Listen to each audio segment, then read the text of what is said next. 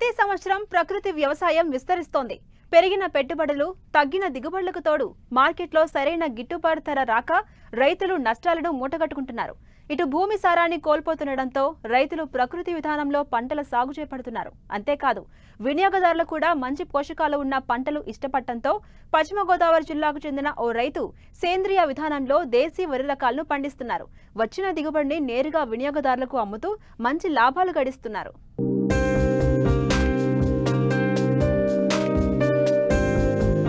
మారుతున్న పరిస్థితులకు అనుగుణంగా ఆహారపు అలవాట్లు కూడా మారిపోతున్నాయి. అందులో పోషకాలు అధికంగా ఉన్న ఆహారాన్నే ప్రజలు ఇష్టపడుతున్నారు. దీంతో రైతులు కూడా అధిక పోషకాలు ఉన్న పంటల సాగుకే ప్రాధాన్యమిస్తున్నారు. ఇందులో భాగంగానే పశ్చిమ గోదావరి జిల్లా పెద్దవేగి మండలం అంకన్నగూడెం గ్రామానికి చెందిన రైతు దేశీ వరి రకమైన కుజు పటాలియా రకాన్ని సాగు చేస్తున్నారు.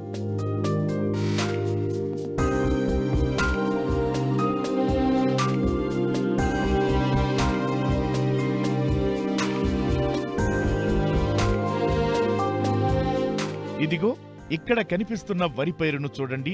ఈ దేశీ వరి రకం కుజు పటాలియా.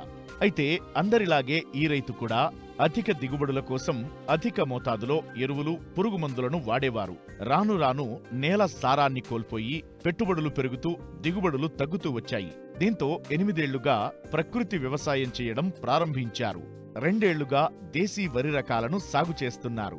ప్రస్తుతం రబీలో కుజు పటాలియా రకాన్ని సాగు చేస్తున్నారు. మరో 10 రోజుల్లో కోత కోయనున్నారు. ఈ వరి పంట సాగు చేయడం జరిగింది. ఇది ఎలా అంటే మన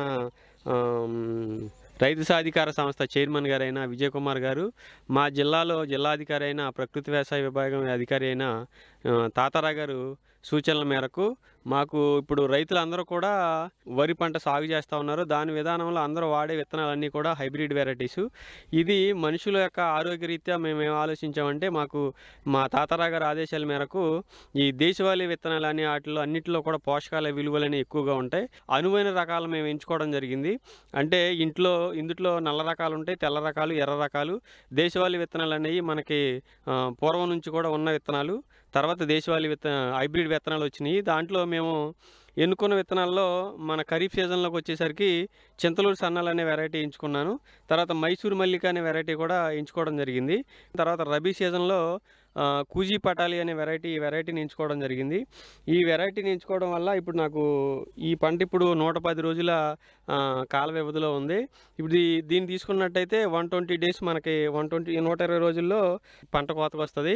ఇప్పుడైతే 110 రోజుల్లో ఇంకో 10 రోజుల్లో మనకి ఇది పంట కోతకు వస్తుంది. దానిలో భాగంగా ఇప్పుడు మేము ఈ పంట విధానం పూర్తిగా ప్రకృతి వ్యవసాయ పద్ధతిలోనే ఈ దేశవాళీ విత్తనాలను కుజీ పటాలి అనే వెరైటీని ఎంచుకోవడం జరిగింది. మేము ఇప్పుడు ఈ విత్తనాలను అయితే 20 కేజీల విత్తనాలు ఒక్కొక్క కేజీ వచ్చేసి 80 రూపాయలకి తీసుకోవడం జరిగింది. ఈ తీసుకొచ్చిన తర్వాత సెంటున్నరలో విత్తనాలని విత్తన శుద్ధి చేసి బీజామృతంతో విత్తన శుద్ధి చేసి మేము నారు పోయడం జరిగింది. నారు పోసిన తర్వాత దీనికి మన దమ్ములోనే మేము నారుమడి సిద్ధం చేసుకోవడానికి ఒక 50 కేజీలు ఘనజీవామృతం వేయడం జరిగింది. దాని తర్వాత సస్యరక్షణ చర్యలుగా ఆగ్నేయాస్త్రము, బ్రహ్మాస్త్రము, తర్వాత జీవామృతం అనేది పారించడం జరిగింది. ఆ నారుమడి మనకి 25 రోజులకి అందుబాటులోకి వచ్చింది. 25 రోజుల తర్వాత మేము అందరు రైతులు మామూలుగా నార్మల్ ప్యాడీ ఊడుస్తారు. కానీ మాకు ఏమైందంటే ఈ 1:1 పద్ధతి, అంటే మొక్కకి ఒక అడుగు దూరం ఉండేలాగా నాట్లు వేయడం చెప్పడం జరిగింది.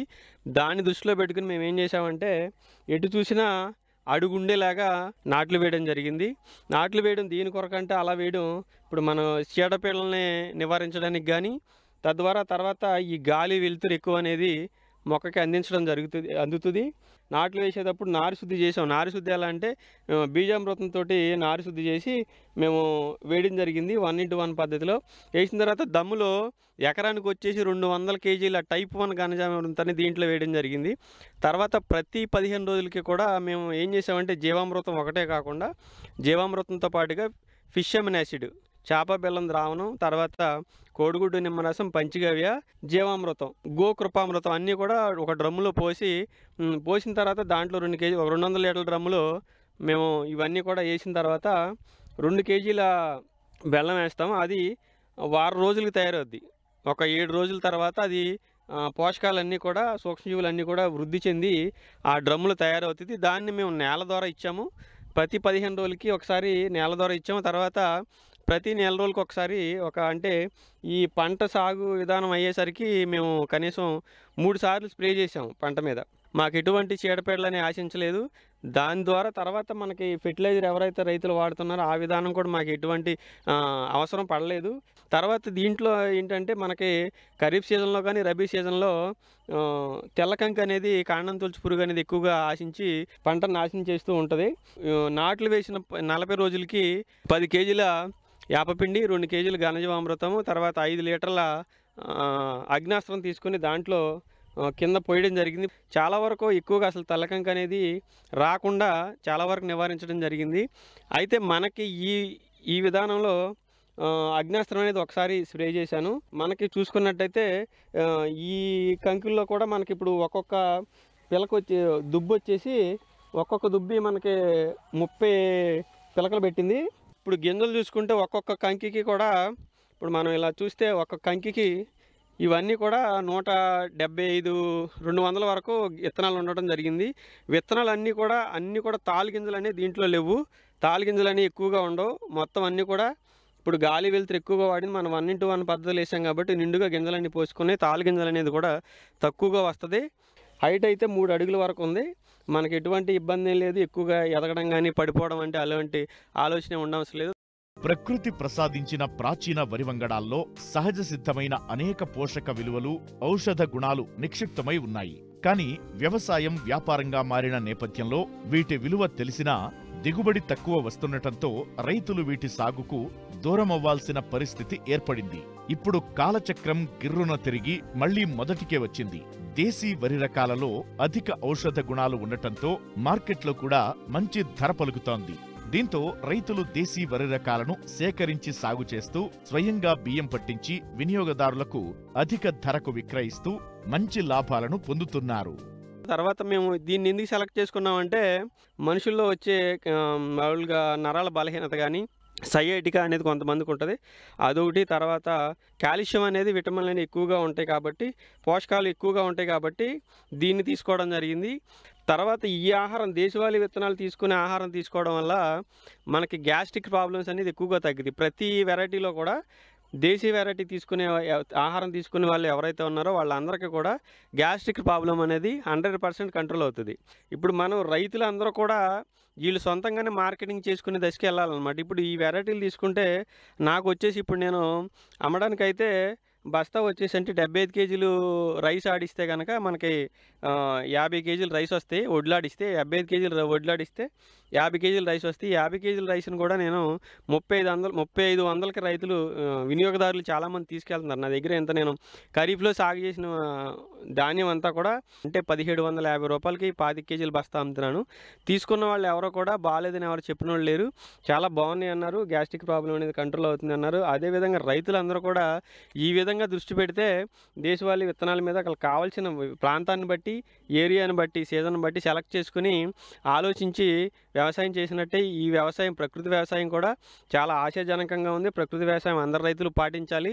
ఇప్పుడు నాకు వచ్చేసరికి దీంట్లో నాకు పెట్టుబడి అనేది కూలీల ఖర్చు అంటే నాటు వేయడానికి కానీ 1 ఎకరానికి నాకు దాదాపుగా నాకు 18,000 వరకు ఇప్పటి వరకు ఖర్చు అయింది. ఇంకా దాదాపు అయితే ఒక 2,000, 3,000 హార్వెస్ట్కి అవుతాయేమో. తర్వాత నాకు దిగుబడి వచ్చేసరికి 30 బస్తాలు వస్తాయని ఆశిస్తున్నాను. ఇప్పుడు మీరు చూస్తూ ఉన్నారు, ఇది సన్న వెరైటీ, సన్న విత్తనాలు మాత్రం తింటున్నారు కాబట్టి మేము ఇది సెలెక్ట్ చేసుకోవడం జరిగింది. నాకు దాదాపుగా అయితే ఒక 20,000 ఖర్చు అవుతుంది. నాకు ఇప్పుడు దిగుబడి వచ్చేసరికి 30 బస్తాలు వచ్చినా నేను 3,000 చొప్పున అమ్మినా సరే నాకు 90,000 వరకు ఆదాయం వచ్చే అవకాశం ఉంది ఎకరానికి. ఎట్టి పరిస్థితుల్లో కూడా నాకు 90,000 కంపల్సరీగా వస్తాయి. ఈ విధంగా రైతులందరూ ఒకసారి ఆలోచించి మన రసాయన వ్యవసాయాన్ని వదిలేసే ప్రకృతి వ్యవసాయంలో అందరికీ ఉపయోగపడేలాగా పోషకాలున్న ఆహారం రైతులందరికీ ఉపయోగించేలాగా, రైతులు తీసుకునేలాగా, వాళ్ళు తింటూ మిగిలిన సమాజానికి కూడా ఇలాంటి ఆహారాన్ని అందించాలనే ఉద్దేశంతో ఈ ప్రకృతి వ్యవసాయాన్ని దేశవాళీ విత్తనాలను మేము సాగు చేయడం జరుగుతుంది.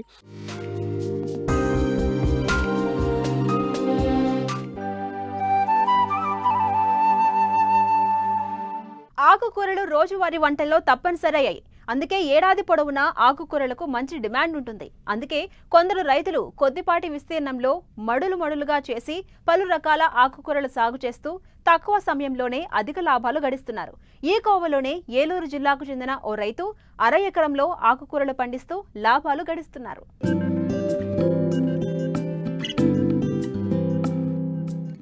తక్కువ భూమిలో వివిధ రకాల ఆకుకూరలు సాగు చేస్తూ ఎక్కువ లాభం పొందుతున్నారు ఏలూరు జిల్లా కుక్కునూరు మండలం సీతారామనగరం గ్రామానికి చెందిన రైతు పగిడిపల్లి ప్రసాద్.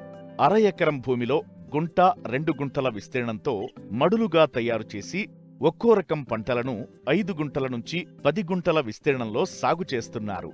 ముందుగా మడులలో నేరుగా విత్తనాలు చల్లుతారు. 4-5 తడుల తరువాత 20 నుంచి 30 రోజుల్లో మొదటి పంట చేతికొస్తుంది. ఒక్కో గుంట ఒక్కో రకం ఆకుకూరను సీజన్ని బట్టి సాగు చేస్తున్నారు.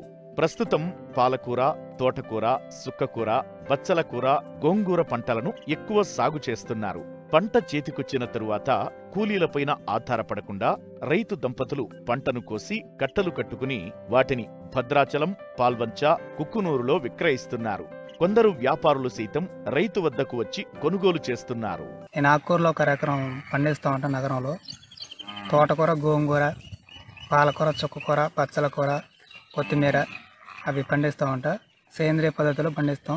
ముందు దుక్కి దున్నుకొని మేము ఒకసారి తడిపి దాన్ని మళ్ళీ ఆ భూమి ఆరిన తర్వాత మళ్ళీ దాన్ని దున్నుకొని ఎరువులు వేస్తాం. ఆవు పెండ, గేదెల పెండ అవి వేసి మళ్ళీ ఒకసారి దున్నుతాం. దాన్ని అంటే సమానంగా దున్ని సదును చేసి కట్టలు లాగి మళ్ళు పోస్తాం.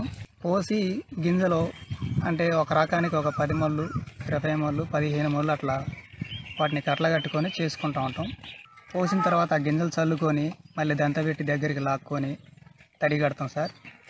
20 కానీ యూరియా కానీ దుక్కిలో వేస్తే కొద్దిగా ఈ పెండ ఇది ఎరువుల మీద కొద్దిగా బలంగా ఉండి మాకు అనుకూలంగా ఉంటుంది కాబట్టి 20 యూరియానే మేము దాంట్లో కలుపుతాం దుక్కిలో. దాన్ని తడిగట్టిన తర్వాత తోటకూర కానీ గోంగూర కానీ విత్తనాలు వచ్చి తోటకూర ఒక 5 రోజులలో మొలుస్తుంది, గోంగూర 3 రోజులు, బచ్చల కూర ఒక వారం పట్టిద్ది, చుక్కకూర ఒక 5 రోజులు. అలా ఈ విత్తనాల రకాలల్లా మేము అట్లా వేసుకున్న తర్వాత ఈ పంట అనేది ఒక నెల 25 రోజులు కానీ నెలలో కానీ లోపల కానీ మాకు కటింగ్కి వస్తుంది. దీని ముందు చిన్న మొక్క అప్పుడు కలుపు మొక్కలు ఉన్నాయి. అయితే మేము అన్నీ ఏం చేస్తామని మేము భార్య భర్తలం కానీ ఇంట్లో ఎంతమంది ఉన్న వాళ్ళు వచ్చి వీటిని ఆకుకూరలో ఉన్న కలుపును మొత్తం పీకేస్తాం. పీకేసి మళ్ళీ తడి కట్టుకుంటా ఒక 4-5 తల్లి కడితే నెలకి మాకు సరిపోతుంది ఆ పంట చేతికి రావడానికి. ఈ ఆకుకూరలు మొత్తం మాకు దగ్గరకు పెరిగినాక భద్రాచలం మార్కెట్కి తీసుకెళ్తాం. తర్వాత పాలవంచ ఒక కట్ట వచ్చి ఒక 5 రూపాయలు ఊరిసెలకి వేస్తాం, రిటైల్కి వేస్తాం అండి. ఇది పద్ధతి మేము చేసేది ఏంటంటే కొద్దిగా వ్యవసాయాలు ఈ పనులు గట్టిగా చేయలేక ఈ సులువుగా ఉంటుంది కాబట్టి మాకు రోజుకు ఇన్కమ్ వచ్చి ఒక 1500-2000 మధ్యలో డబ్బులు వస్తూ ఉంటాయి. అలాగే వీటిని చీడ పురుగులు తినేటప్పుడు మేము మందులు కొడతాం. అంటే ఒక నెలలో మన కటింగ్ ఒక నెలకు ఒకసారి వస్తుంది కాబట్టి 2 సార్లు మందులు కొడతాం. 15 రోజులకు ఒకసారి, 15 రోజులకు ఒకసారి. సూపర్కోమా కానీ పోక్లేని కానీ ఈ 2 వాడతాం ఎక్కువ. ఈ మచ్చలకైతే నేటివ్ కానీ తర్వాత అమిస్టార్ కానీ వీటికి ఎక్కువ స్ప్రే కూడా చేస్తూ ఉంటాం. అంటే 2 సార్లు నెలకు వచ్చి. తోటకూర గింజలు మేము పోసేటప్పుడు 2 రకాల గింజలు ఉంటాయి. తెలుపు ఉంటుంది, నల్ల తోటకూర, తెల్ల తోటకూర ఉంటుంది. దీనిలో నల్ల తోటకూర కాస్ట్ వచ్చి 800 కేజీ, 1 కేజీ. తెల్లదైతే మేము సొంతంగా విత్తనాలు వాటిని కట్టుకొని వాటిని ఎక్కువ మా దగ్గర విత్తనాలు ఉంటే కేజీ 2000 చొప్పున అమ్ముతాం. ఎందుకంటే దాని కాస్ట్ అంత తెల్లదానికి. పాలకూర ప్యాకెట్లు ఒక 5-6 తెచ్చుకుంటాం. అంటే 1/2 కేజీ ప్యాకెట్లు తెస్తాం. అంటే ఒక టిప్పు కాకుండా ఒకసారి అయిపోయినాక సరుకు ఆకుకూర అయిపోయినాక మళ్ళీ ఒకసారి తెచ్చుకున్నట్టు అదే ప్లాన్లో మేము తెచ్చుకుంటూ ఉంటాం. దాని కాస్ట్ వచ్చి ప్యాకెట్ వచ్చి 200. అసలు ప్యాకెట్లు మేము తెచ్చుకుంటాం, మంచి కాస్ట్లీ తెచ్చుకుంటాం. బచ్చల కూర కేజీ వచ్చి 800. బచ్చల కూర కూడా మేము అంటే సొంతంగా మేము వాటిని కట్టుకుంటాం. ఒకవేళ మన దగ్గర లేకపోతే మార్కెట్కి భద్రాచలం వెళ్ళి అక్కడ కొనుక్కొని వస్తాం. సుక్కకూర కూడా కేజీ వచ్చి 500 అండి. రేటు పెరిగింది. అంటే ఈ మధ్యన మళ్ళీ వాళ్ళు రేటు పెంచి మళ్ళీ 100 పెంచారు. 600 అమ్ముతారు కేజీ, 500 పోయి. తర్వాత వీటిని మేము ఒకేసారి 1 కేజీ 2 కేజీలు తెచ్చుకున్నాం. సుక్క పువ్వుని, బచ్చల కూరను 1 కేజీ అట్లా తెచ్చుకున్నాం. సరిపోద్ది అది మామూలుగా. 1/2 ఎకరం కలుగు తీసుకునే భూమి కౌలు ఎంత ఉంటుందంటే ఒక 12,000 నుండి 14,000 వరకు, అంటే లోకల్లో కాబట్టి ఈ పంటలో 2-3 సార్లు మారుస్తూ ఉంటాం. గింజలు పోసిన తర్వాత శీతాకాలం అయితే మనకు ఫ్రెష్గా ఎప్పటికప్పుడు పీక్కొని మళ్ళీ భూమిని తవ్వుకొని మళ్ళీ గింజలు చల్లుకొని అట్లా 2-3 సార్లు మారుస్తాం. ఇది ఎండాకాలం ఉగాదికి వచ్చిందంటే ఈ తవ్వటానికి మనకు అనుకూలంగా ఉండదు కాబట్టి ఎండలు ఎక్కువ ఉంటే ఈత తడపడం కుదరదు, ఎండకి గింజ మొలవదు. శీతాకాలం అయితే ఎప్పుడు దాన్ని పీకేసుకుంటా మళ్ళీ తవ్వుకుంటా మళ్ళీ కొత్త విత్తనాలు పోసుకుంటా మారుసుకుంటా ఉంటాం. అట్లా మేము శీతాకాలం అయితే ఒక 4-5 సార్లు కోత కోసుకుంటాం, ఎండాకాలం అయితే ఒక 3 సార్లు కోస్తాం. ఈ చుట్టుపక్కల కూడా ఈ ఆకుకూరలు తినడానికి బాగా ఇష్టపడతారు, ఆరోగ్యానికి మంచిదని. ఇది ఇట్లా ఉంటే సంతలకు వెళ్ళి చాలామంది ఉన్నారు, ఊళ్ళోకి వెళ్ళి చాలామంది ఉన్నారు. అలా వీటిని పెంచుకొని ఈ నగరం ప్రజలందరూ ఈ ఆకుకూరల మీద ఆధారపడి జీవనోపాధి సాగిస్తున్నారు.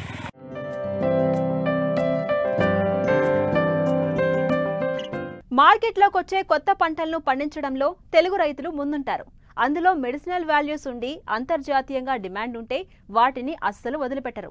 ఇలాంటి పండే గ్యాక్ ఫ్రూట్. విదేశాల్లో అరుదుగా పండే ఈ పండ్ల సాగును ఏలూరు జిల్లాకు చెందిన ఓ యువ రైతు 1/2 ఎకరంలో ప్రయోగాత్మకంగా సాగు చేశారు. ప్రస్తుతం పంట దిగుబడులొస్తున్నాయి. ఇంతకీ ఆ పండుకున్న ప్రాముఖ్యం ఏంటి? ఏ విధంగా సాగు చేస్తారు? ఈ పండు ధర ఎంత? దీన్ని తింటే ఎలాంటి లాభాలున్నాయో తెలియాలంటే ఈ స్టోరీ చూడాల్సిందే.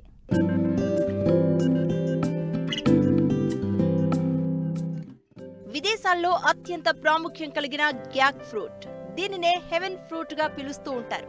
దీనిని పండిస్తున్న రైతులు అధిక లాభాలు గడిస్తున్నారు. ముఖ్యంగా వియత్నాం, మలేషియా, థాయిలాండ్లలో అధికంగా సాగు చేస్తున్నారు. సంప్రదాయ వైద్య విధానంలో వాడే ఈ పండులో విటమిన్ ఏ, సి, ఈ, B6, folate, potassium, magnesium, iron వంటి ముఖ్యమైన పోషకాలు ఉంటాయి. ఇది యాంటీ ఆక్సిడెంట్లకు గొప్ప పండు. ముఖ్యంగా లైకోపిన్ దెబ్బతిన్న కణాల రికవరీ చేస్తుంది. గ్యాక్ ఫ్రూట్ లోని యాంటీ ఆక్సిడెంట్లు క్యాన్సర్ కణాలను నిరోధించడంలో సహాయపడుతుంది. ఈ పండుకు అంతర్జాతీయ మార్కెట్లో డిమాండ్ ఎక్కువ. అందుకే కేరళలో చాలా మంది రైతులు దీనిని సాగు చేస్తున్నారు. అక్కడ చూసిన ఏలూరు జిల్లా పోలవరం మండలంలోని మారుమూల గ్రామమైన మామిడిగొందికి చెందిన యువకుడు బోరగం వెంకటేష్ 300 మొక్కలు కొనుగోలు చేసి 1/2 ఎకరంలో ప్రయోగాత్మకంగా నాటారు. తీగజాతికి చెందిన ఈ మొక్కలకు పందిరి ఏర్పాటు చేశారు. పండు పక్వానికి వచ్చే ముందు 4 రంగుల్లోకి మారుతుంది. ఎరుపు రంగులోకి మారినప్పుడు పండ్లను కొయ్యాలి. ఈ మొక్కల్లో ఆడ, మగ రకాలు ఉంటాయి. రైతులు పంట పొలాల్లో వీటిని పక్కపక్కనే నాటి చేతితో పరాగ సంపర్కం చేయాలి. అప్పుడు అధిక దిగుబడి వస్తుందని రైతు చెప్తున్నారు. విదేశాల్లో పండే థాయిలాండ్, వియత్నాం, మలేషియా వంటి విదేశాల్లో పండే ఖరీదైన అరుదైన ఒక ఫ్రూట్ని మేము మా గ్రామంలో పండించడం జరుగుతుందండి. అదే గ్యాక్ ఫ్రూట్ అండి. గ్యాక్ ఫ్రూట్ అనే ఈ ఫ్రూట్ని మేము కేరళలో కొంతమంది స్టార్ట్ చేశారు.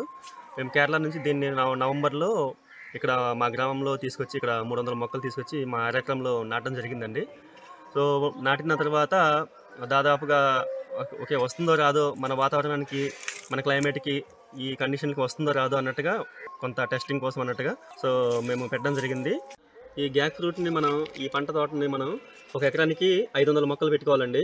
వీటిలో మేల్ ఫీమేల్ ఉంటాయి కాబట్టి 4 ఆడ మొక్కలకి ఒక మేల్ మొక్క అనేది మనం దగ్గరికి పెట్టుకోవాల్సి ఉంటుంది. సో అప్పుడు మనకి ఆశించినంత ఎక్కువ దిగుబడి వస్తుంది అనమాట. అయితే నాటిన 4 నెలల తర్వాత మాకు ఇది ఫ్లవరింగ్ అనేది స్టార్ట్ అయిందండి. ఫ్లవరింగ్ స్టార్ట్ అయింది. అయితే ఇది మనకి తీగజాతి మొక్క అండి. ఈ గ్యాక్ ఫ్రూట్ అనేది తీగజాతి మొక్క. దీన్ని మనం కంపల్సరీగా పందిర్లు వేసుకోవాలి. సో పందిర్లు వేసి పక్కనే దీంట్లో మళ్ళీ ఆడ, మగ అనే 2 రకాల మొక్కలు ఉంటాయండి. సో వీటిని పక్కనే నాటుకోవడం ద్వారా ఆడ మొక్క నుండి ఆడ పువ్వు వచ్చినప్పుడు మగ పువ్వు నుంచి మగ పువ్వుని తీసుకొచ్చి మనం దగ్గరికి తీసుకొచ్చి మనం హ్యాండ్ పాలినేషన్ చేయాలి, అదంటే క్రాసింగ్ చేయించాలి. సో ఆ విధంగా ఆడ పువ్వుని మనం క్రాసింగ్ చేయించినప్పుడు మాత్రమే అది ఫ్రూట్గా సెట్ అవుద్దండి. లేకపోతే కనుక ఒకరోజు లేట్ అయితే కనుక ఆ ఫ్లవర్ అనేది వేస్ట్ అయిపోతుంది అనమాట. సో ప్రతి ఫ్లవర్ని కూడా మనం జాగ్రత్తగా ప్రతిరోజు గమనించుకుంటూ సో దాన్ని మనం క్రాసింగ్ చేయిస్తే సో మంచి దిగుబడులు వస్తాయండి. సో మేము ఆశించినట్టుగానే మన ఫ్రూటు క్రాసింగ్ చేయించిన దాదాపుగా 60 రోజుల తర్వాత మనకి ఫ్రూట్ అనేది సెట్ అయ్యి పెద్ద సైజులు తయారవుతుందండి. మనకి దాదాపుగా మనకి ఇప్పుడు వచ్చేసి ఒక ఫ్రూట్ వచ్చేసి 1/2 కేజీ పైన ఉందండి. ఒక చెట్టు మనకి పంటకాలం వచ్చేసి 8 నెలలండి. అయితే ప్రస్తుతం ఇది 6 నెలలు నడుస్తుంది. ఆశించినంత మంచిగానే దిగుబడి వస్తుందండి. అయితే ఆఫ్టర్ ఒక సంవత్సరం తర్వాత దిగుబడి అనేది ఇంకా ఎక్కువ అవుతుందండి. ఇది ఒకసారి పెట్టి మళ్ళీ తీసేసే బీర కాకర లాగా ఒకసారి తీగజాతి మొక్క పెట్టిన తర్వాత మళ్ళీ క్రాప్ అయిపోయిన తర్వాత తీసేసే టైప్ కాదు. ఇది ఏడాదికి దాదాపుగా ఇది 20 సంవత్సరాల వరకు కూడా కంటిన్యూషన్ మనకి పంట అనేది ఇస్తుంది, దిగుబడి ఇస్తుంది. కాబట్టి శాశ్వత పందిర్లు అయితే వేసుకోవడం మంచిదండి. తర్వాత ఈ ఫ్రూట్ చాలా బెస్ట్ మెడిసినల్ ఫ్రూట్ అండి. దీన్ని జ్యూస్గా తయారు చేస్తూ ఉంటారు. మెయిన్లీ జ్యూస్ పర్పస్ అండి. ఇది స్కిన్ కేరు, బ్యూటీ కేరు, అదేవిధంగా బెస్ట్ కంటి చూపుకి చాలా బెస్ట్ మెడిసినల్ ఫ్రూట్ అండి. క్యారెట్లో ఉండే బీటా కెరోటిన్ అనే పదార్థం దీంట్లో క్యారెట్లో కంటే 10 రెట్లు ఎక్కువ అధికంగా దీంట్లో ఉంటుంది. అదేవిధంగా ఆరెంజ్లో విటమిన్ సి ఉంటుంది కదా, విటమిన్ సి ఆరెంజ్లో ఉండే విటమిన్ సి కంటే దీంట్లో 40 రెట్లు అధికంగా ఉంటుందండి. అదేవిధంగా లైకోపిన్ అనేది టమాటాలో ఉండే లైకోపిన్ కంటే 70 రెట్లు అధికంగా ఉంటుంది. ఈ లైకోపిన్ అధికంగా ఉండడం వల్ల క్యాన్సర్ని ఇది బాగా తగ్గిస్తుందండి. ఫస్ట్ స్టేజ్, సెకండ్ స్టేజ్లో ఉండే క్యాన్సర్ని బాగా తగ్గిస్తుంది. అండ్ రక్తహీనత అండి, రక్తం లేని వారికి బెస్ట్గా ఇది పనిచేస్తుంది. అదేవిధంగా డిప్రెషన్ తగ్గిస్తుందండి. అండ్ దీంట్లో ఒమేగా 3 ఫ్యాటీ యాసిడ్స్ అధికంగా పుష్కలంగా ఉండడం వల్ల గుండె జబ్బులను కూడా ఇది తగ్గిస్తుందని చెప్పేసి అంటారండి. సో ఇన్ని అధికమైన ఔషధాలు, దివ్య ఔషధాలు ఉన్నాయి కాబట్టి దీన్ని ఫ్రూట్ ఫ్రమ్ హెవెన్ అంటున్నారండి. మీరు మన అంతర్జాలంలో మనం వెతికినట్టయితే this is a fruit from heaven అంటున్నారు. ఏ ఫ్రూట్కి లేనటువంటి ఒక మంచి బిరుదుని ఇచ్చారు. సో ఇన్ని మంచి హెల్త్ బెనిఫిట్స్ ఉన్న ఫ్రూట్ని సో మనం ఎందుకు పండించకూడదని చెప్పేసి మేము మా గిరిజన ప్రాంతంలో మొట్టమొదటిసారిగా మన ఏపీ తెలంగాణలోనే ఫస్ట్ టైం మేము ఇక్కడ పెట్టడం జరిగిందండి. ఆన్లైన్లో మనకి రేట్ చూసినట్టుగా అయితే ఇది కిలో గ్యాక్ ఫ్రూట్స్ రేటు దాదాపుగా 1000 నుండి 1200 రేటు ఉందండి. చాలా హై కాస్ట్ ఫ్రూట్. అయితే అంత కాస్ట్లు ఉంది, కానీ మరి మా స్థానికంగా మేమైతే ప్రస్తుతానికి మరి దీన్ని కేజీ 500 నుంచి 600 వరకు కొంతమంది స్థానికులు తీసుకువెళ్తున్నారు. మాకున్న ఇంకా 2 ఎకరాల్లో వచ్చే వర్షాకాలంలో దీన్ని ఇంకా విస్తరించాలని చెప్పి మేము అనుకుంటున్నామండి. అయితే దీనికి శాశ్వత పందిర్లు వేసుకోవాలి. అండ్ మాకు బోర్ ఫెసిలిటీ అనేది లేదు. మరి గవర్నమెంట్ మాకు ఏమైనా సపోర్ట్ చేసి మాకు బోర్ ప్రొవైడింగ్ చేయగలిగితే, శాశ్వత పందిర్లు కూడా మాకు ఏమన్నా హార్టికల్చర్ డిపార్ట్మెంట్ నుంచి ఇప్పించగలిగితే లోకల్ ఐటీడీఏ ద్వారా సో మాకు ఇప్పిస్తే కనుక మేము ఇంకా దీన్ని విస్తరించి ఇంకా చాలామంది ఆసక్తి గల రైతులకు మా ద్వారా సీడ్స్ డెవలప్ చేసి విస్తరించాలని చెప్పేసి అనుకుంటాము. వచ్చే ఏడాది కనీసం సంవత్సరానికి 25,000 కేజీలు దిగుబడి లక్ష్యంగా మేము చేయాలని చెప్పి అనుకుంటున్నామండి. ఇది చాలా ఖరీదైన పంట కాబట్టి మంచిగా లాభాలు కూడా మంచిగా వస్తున్నాయి. కాబట్టి ఇటువంటి కమర్షియల్ పంటలు కూడా ప్రోత్సహించాలని చెప్పేసి గవర్నమెంట్ ద్వారా మేము సపోర్ట్ కోరుకుంటున్నామండి. ఈ పండు ఒక్కొక్కటి 500 గ్రాముల వరకు పెరుగుతుంది. ప్రస్తుతం ఆన్లైన్ లో ఈ పండ్లు కిలో ధర 1000 నుండి 1200 వరకు ఉంది. అయితే ఈ రైతు కిలో 500 నుంచి 600కు అమ్ముతున్నారు. అధిక ధరతో పాటు మార్కెట్లో మంచి డిమాండ్ ఉండడంతో గ్యాక్ ఫ్రూట్ సాగును విస్తరించేందుకు ప్రయత్నం చేస్తున్నారు.